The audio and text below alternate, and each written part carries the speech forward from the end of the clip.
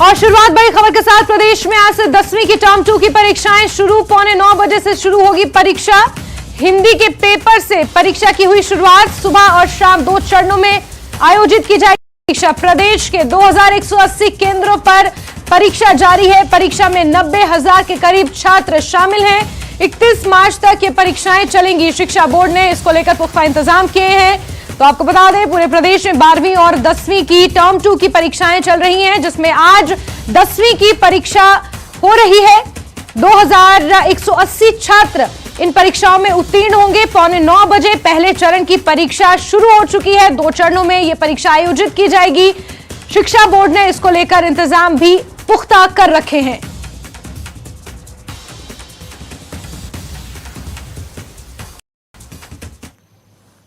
आज 10वीं की हिंदी का पेपर शुरू हो चुका है। 8:45 पर ये पेपर हमने बच्चों को डिस्ट्रीब्यूट किया है और as per Himachal government directions, education department की डायरेक्शंस जो हैं और एचपी बोर्ड एजुकेशन की जो डायरेक्शंस हैं, उनके मुताबिक हमने कार्यप्रणाली यहाँ पर अपनाई है। इसके लिए पूरे प्रबंध किए गए हैं और जैसा कि आप देख सकते हैं कि यहाँ पर पूरी व्यवस्था की गई है। सीसीटीवी कैमराज के ये पेपर हो रहे हैं। नकल को रोकने का पूरा प्रयास है। हम लोगों ने अपनी तरफ से, एसएमसी की तरफ से पूरा प्रयास किया है।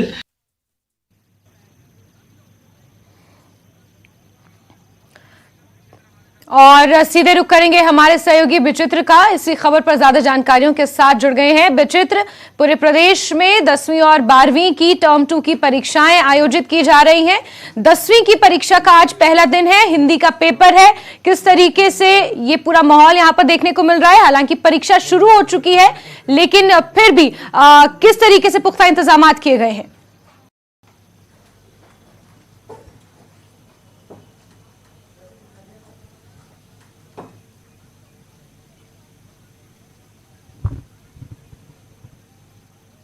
विचित्र, क्या आप मेरी आवाज सुन पा रहे हैं?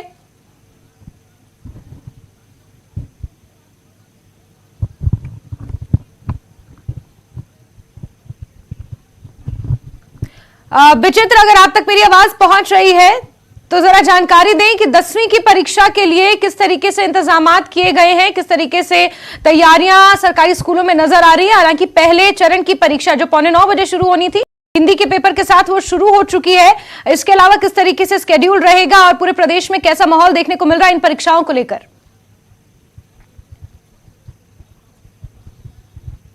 निश्चित तौर पर जैस्मिन, देखिए, क्योंकि जो स्केड्यूल्ड की बात करें तो वो 8:45 बजे जो है परीक्षा शुरू हुई थी और 8:45 बजे के बाद अब तक पौना घंटा हो चुका है परीक्षाओं को देते हुए। बच्चे जो है वो पूरी तन्मयता के साथ जो है वो अब एग्जामिनेशन हॉल में जो है परीक्षाएं दे रहे हैं। मैं तस्वीरें भी साझा करूंगा। फिलहाल आप देख भी सकती हैं कि ये जनपद कांगड़ा का सबसे पुराना और सबसे बड़ा सीनियर सेकेंडरी स्कूल है, जिसका नाम रैत है, और उसी का कैंपस में मैं इस वक्त मौजूद हूँ। उस कैंपस में आप देख यहाँ पर पूरी तरह से अब सन्नाटा पसरा हुआ है बाहर समूचे कैंपस में, लेकिन अंदर जो है बच्चे जो हैं वो एग्जाम दे रहे हैं। अभी देखिए, जिस तरह से तस्वीरें मैं दिखाऊं तो यहाँ पर आपको कोई भी बाहर जो है वो नजर नहीं आएगा। हाँ, जो टीचर हैं वो जरूर आपको बाहर टहलते हुए जो है वो नजर आएंगे। जैस्मिन, हाँ, हम एक जिक्र करना चाहेंगे, कुछ चीजें बदली जरूर हैं। अगर हम लोग 90, 80 या फिर 2000 या 2010 के दशक में देखें तो उस वक्त जो है वो नकल का बहुत ज्यादा जोर हुआ करता था, लेकिन जो तीसरी आंख है ना, जो सीसीटीवी है, उसने बहुत तस्वीर बदल दी है अब एग्जामिनेशन हॉल्स की भी, स्कूलों की भी, क्योंकि उसका कंट्रोल जो बोर्ड जो उसका जो रिमोट कंट्रोल है वो रहता है बोर्ड के पास, और बोर्ड अपने पास से भी सब कुछ देख सकता है। किसी भी एग्जामिनेशन सेंटर को देख सकता है कि वहां पर किस तरह की परीक्षाएं चल रही हैं और कहीं पर कोई बच्चा नकल तो नहीं कर रहा है या कहीं पर कोई गड़बड़ी तो नहीं हो रही है किसी एग्जामिनेशन हॉल में। ये तमाम सारी चीजें जो है वो देखने को मिलती हैं। पूरे हिमाचल प्रदेश में 2180 परीक्षा केंद्र बनाए गए हैं और उन तमाम जगहों पर जो है वो सीसीटीवी इंस्टॉल किए गए हैं। इनफैक्ट बात करें, बहुत से दुर्गम क्षेत्र भी हैं, जैसे जनजातीय क्षेत्र भरमौर है, भरमौर का कुगती भी है, वहां भी परीक्षा केंद्र बनाया गया होगा। क्वारसी में भी परीक्षा केंद्र बनाया गया होगा, किन्नौर है, लाहौल स्पीति है, हर जगह पर जो है वो इस तरह से एग्जामिनेशन हॉल बनाए गए हैं, वहां पर भी जो है एग्जाम चल रहे हैं। तो ऐसे में जो है ये 90 के करीब जो स्टूडेंट हैं आज परीक्षा देने के लिए आए हुए हैं। हिंदी का पेपर है आज, और बीते कल हम लोगों ने देखा कि 12वीं की परीक्षा भी जो है वो शुरू हो चुकी है, और अंग्रेजी का पेपर बीते कल 12वीं के बच्चों ने दिया था। हाँ, एक बात जरूर है, अब परीक्षा में भी और शिक्षा नीति के तहत भी बहुत सारी चीजें बदली हैं। पहले एक साथ वार्षिक परीक्षाएं होती थी, लेकिन अब टर्म्स में होती हैं। पहले टर्म 1 में और अब टर्म 2 में। ये जो परीक्षाएं हो रही हैं वो टर्म 2 में हो रही हैं, यानी अक्टूबर और नवंबर महीने में जो है पहले ही टर्म 1 की परीक्षाएं हो चुकी हैं, जिसमें कि 50% जो सिलेबस होता है बच्चों का वो कवर कर लिया जाता है, और उसके बाद फिर 50% जो सिलेबस होता है उसको कवर किया जाता है जैस्मिन। और उसी में फिर मई और जून के महीने परीक्षा परिणाम आने हैं, उसमें ये दोनों ही टर्म्स की जो परीक्षा परिणाम होते हैं उनको इंक्लूड किया जाता है, फिर जो है रिजल्ट घोषित किया जाता है। बहुत सारी चीजें जो है वो सुगम की गई हैं शिक्षा बोर्ड की ओर से, शिक्षा विभाग की ओर से, तो बच्चों को भी बहुत सारी राहत है। हमारी अभी इस स्कूल के प्रिंसिपल से बातचीत हो रही थी, अजय समयाल से बातचीत हो रही थी, तो वो कह रहे थे कि बच्चे अब थोड़ा सा प्रेशर से कम हुए हैं, क्योंकि पहले क्या होता था कि उनको जो सारा साल भर पढ़ना होता था, पूरे का पूरा सिलेबस जो है वो एक ही वक्त में उनको देखना होता था, स्टडी करना होता था, अध्ययन करना होता था, लेकिन अब जो है उनको 50% और 50% के हिसाब से जो है सिलेबस कवर करना होता है। तो बहुत बड़ी राहत भी हम कह सकते हैं, बहुत बड़ा बदलाव भी हम लोगों ने जो है बीते कुछ सालों में देखा है। लेकिन हाँ, एक बहुत अगर परीक्षा केंद्रों में भी अगर नकल को रोकने के लिए हुई है तो वो हुई है सीसीटीवी की। तो ये सीसीटीवी जो है आर्टिफिशियल इंटेलिजेंस के तौर पर जो है बहुत बड़ी क्रांति है शिक्षा विभाग के लिए, या फिर स्कूली छात्रों के लिए भी, क्योंकि पहले क्या रहता था कि पहले बहुत सा बाहर जमावड़ा लगा रहता था। गार्डियंस जो होते थे या फिर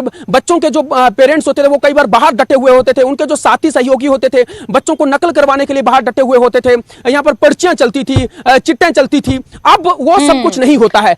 विचित्र, मैं आपसे यही जानना चाह रही थी कि पहले का समय अगर हम देखें तो सरकारी स्कूल इस चीज के लिए बदनाम रहते थे कि वहां पर इन्विजिलेशन नहीं होती से, वहां पर नकल होती है। लेकिन आज जो आप तस्वीर दिखा रहे हैं, जो तस्वीर साथ साथ हम देख पा रहे हैं सीसीटीवी की, कि जहां एक प्रधानाचार्य सीसीटीवी के माध्यम से ये देख पा रहे हैं कि कहीं नकल तो नहीं हो रही है। ये एक बहुत अच्छी पहल है। हालांकि शिक्षा परीक्षा जो है हिंदी के पेपर के साथ अब शुरू हो चुकी है विचित्र, और अपने आप में ये काफी अच्छा कदम है कि सीसीटीवी के माध्यम से बच्चे भी एक स्ट्रिक्ट और एक उस माहौल में ये एग्जाम दे पाएंगे, और कहीं ना कहीं नकल पर भी लगाम इससे लगेगी। विचित्र, बहुत शुक्रिया हमसे जुड़ने के लिए और ये तमाम जानकारियां दर्शकों के साथ साझा करने के लिए। आगे बढ़ेंगे और हिमाचल प्रदेश स्कूल शिक्षा बोर्ड की 12वीं की टर्म 2 की परीक्षाएं कल से शुरू हो चुकी हैं। करीब 1 लाख परीक्षार्थी इन परीक्षाओं में हिस्सा ले रहे हैं। इसके लिए पूरे प्रदेश में करीब 2200 के करीब परीक्षा केंद्रों का गठन किया गया है। साथ ही परीक्षा के दौरान नकल रोकने के लिए भी विशेष प्रबंध किए गए हैं।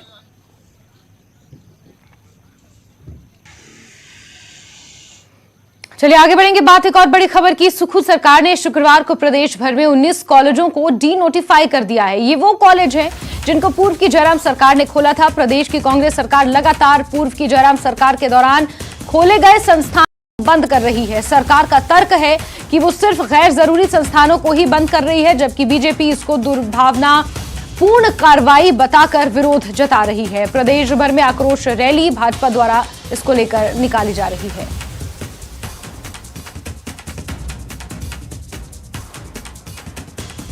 वहीं डी नोटिफिकेशन के खिलाफ बीजेपी ने मोर्चा खोला है। कई जिलों में बीजेपी की जन आक्रोश रैली देखने को मिल रही है। मंडी में नेता प्रतिपक्ष की अगुवाई में रैली होगी। ऊना में पूर्व सीएम प्रेम कुमार धूमल शामिल होंगे। कल नाहन में केंद्रीय मंत्री अनुराग ठाकुर ये आक्रोश रैली निकालने वाले हैं।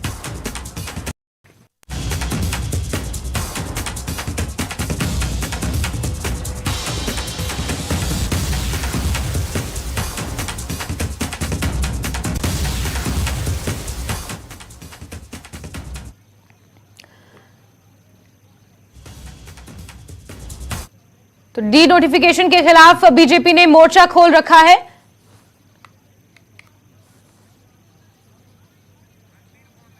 और हमारे सहयोगी रणबीर ज्यादा जानकारियों के साथ फोन लाइन पर जुड़े हुए हैं। रणबीर, भाजपा अलग अलग जगह डी नोटिफिकेशन के खिलाफ रैलियां कर रही है और अपडेट्स के मुताबिक 19 के आसपास कॉलेज ऐसे हैं जिनके ऊपर डी नोटिफिकेशन की तलवार फिर सुखू सरकार ने चलाई है और भाजपा इसी को लेकर मुखर है।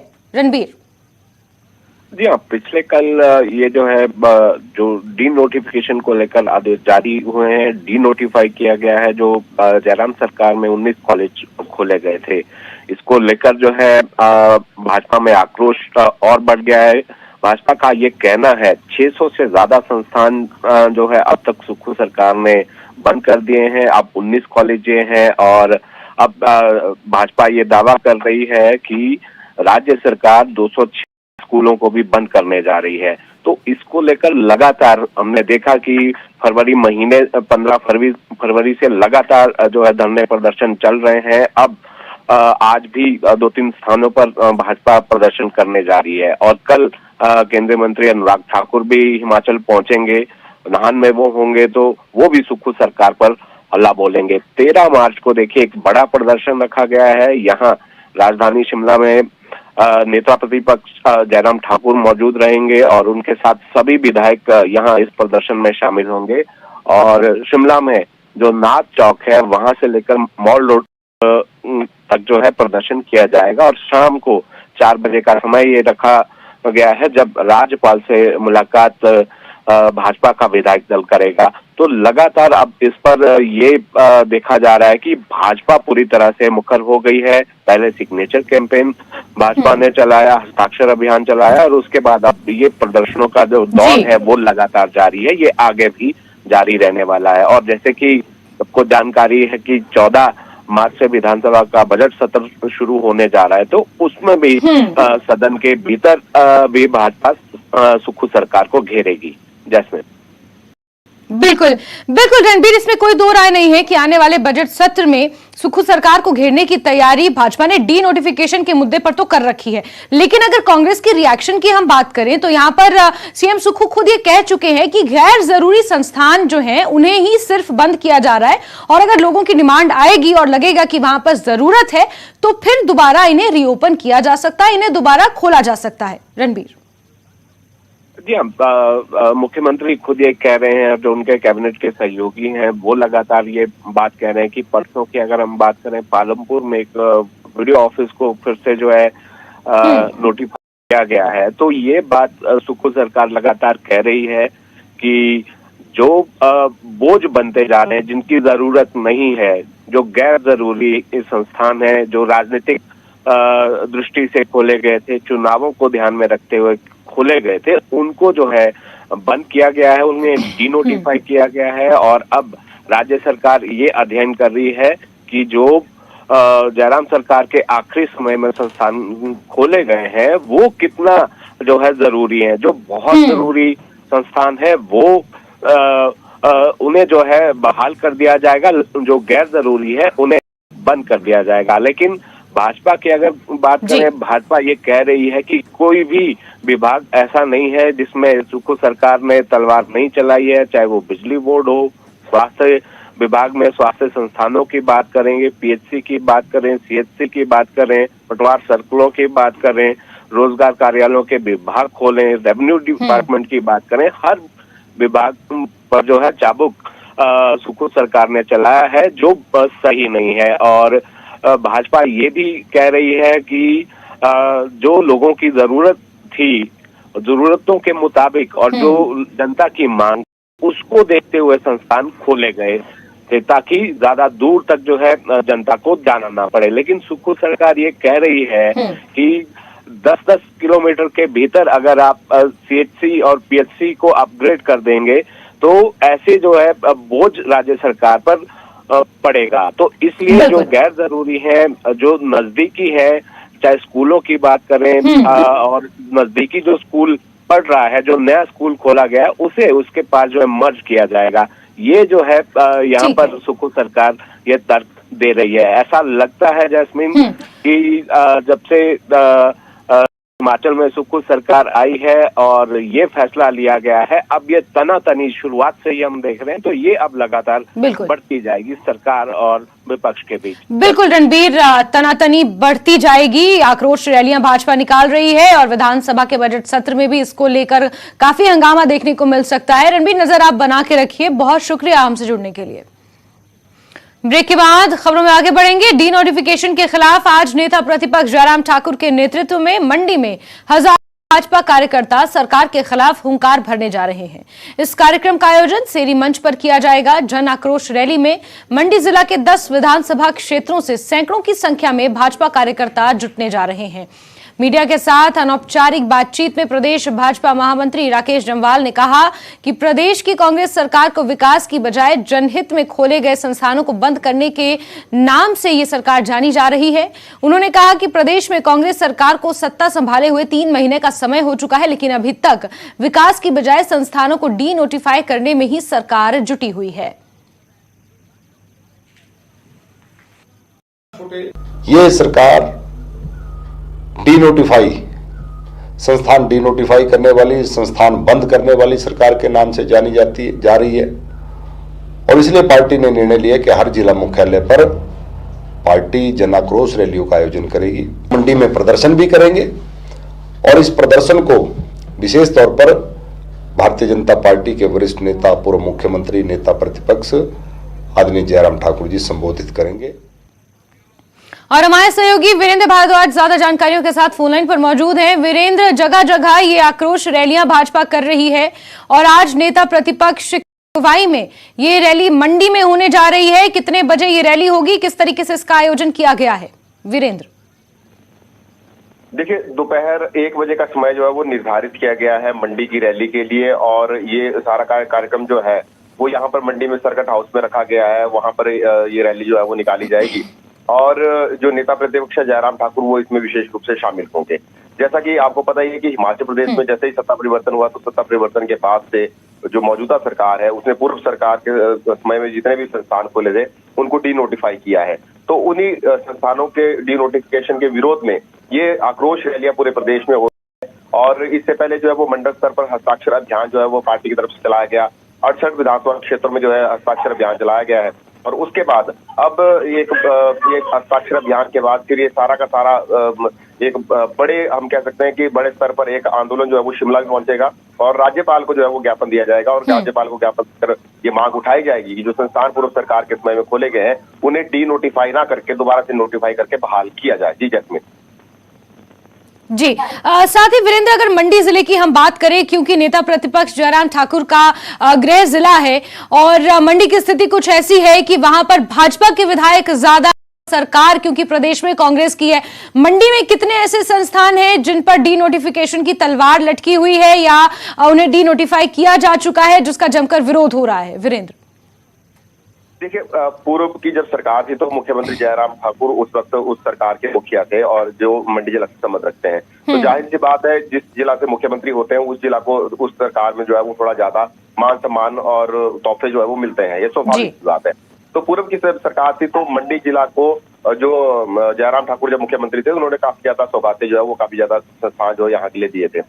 मंडी जिला की अगर हम बात करें तो अकेले यहीं पर ही 200 अधिक संस्थानों का आंकड़ा जो है वो मंडी जिला में ही बनता है जो संस्थान जो है मौजूदा सरकार ने डी नोटिफाई कर दिए हैं। मुख्यमंत्री जयराम ठाकुर के गृह जिला के ही 3 कॉलेज जो है वो मौजूदा सरकार ने बंद कर दिए हैं और उन कॉलेजों का संचालन अब नहीं होगा। पिछले कल इसकी जो नोटिफिकेशन आ दी गई है।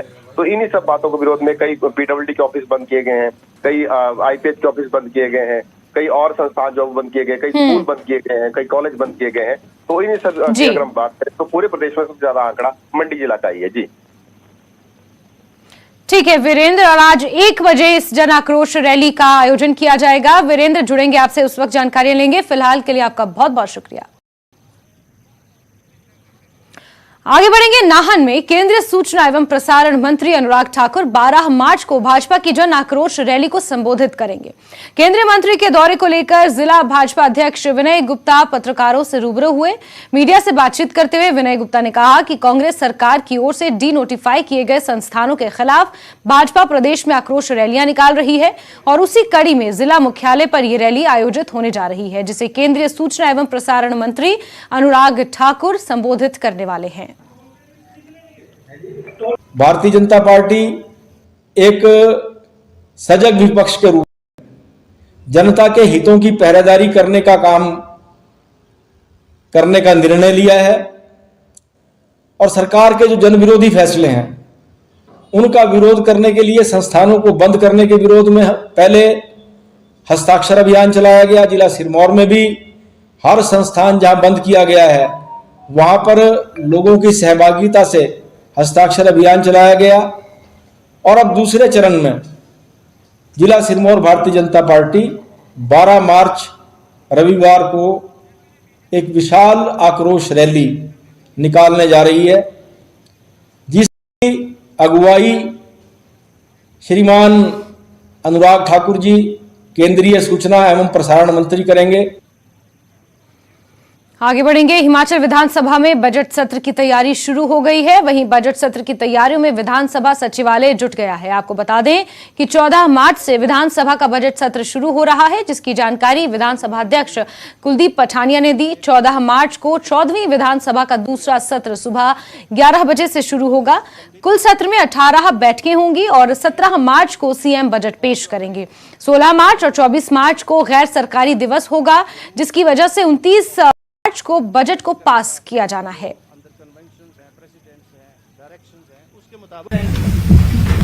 जो बैठकें होती हैं वो बुलाई गई हैं। हम सर्वदलीय जो है सभी दलों के जो रिप्रेजेंटेटिव हैं उनको बुला रहे हैं, उनसे विचार विमर्श कर रहे हैं कि सदन की मान मर्यादा रखी जाए, सदन के अंदर हिमाचल प्रदेश के जुड़े हुए जो हित के मुद्दे हैं उनको चर्चा में लाया जाए, अपनी राजनीति कम की जाए, क्योंकि जनता का निर्णय आ चुका है और उस निर्णय के मुताबिक हिमाचल प्रदेश में आदरणीय सुखविंदर सिंह सुक्खू जी के नेतृत्व में सरकार बन चुकी है, सत्तासीन है। सरकार से प्रश्न करे और प्रश्न ही ना करे, I will see to it the government replies to those all queries, but that doesn't mean कि if they have any difference of opinion with A minister, B minister or A member or B member, then they will try to dictate the house, which will not be permitted in the house. Himachal सरकार नई सरकार कह रही है व्यवस्था परिवर्तन, विधानसभा में कोई व्यवस्था परिवर्तन? यहाँ बहुत सारी व्यवस्थाएं परिवर्तित हो चुकी हैं और कुछ का जिक्र आपको सेशन में लग जाएगा, पता लग जाएगा। सर, नए मंत्रिमंडल की बात हो रही है। इसी के साथ नमस्ते हिमाचल में अभी के लिए बस इतना है, लेकिन हिमाचल प्रदेश की तमाम अहम खबरों को जानने के लिए आप जुड़े रहिए न्यूज़ 18 JKLH के साथ। नमस्कार।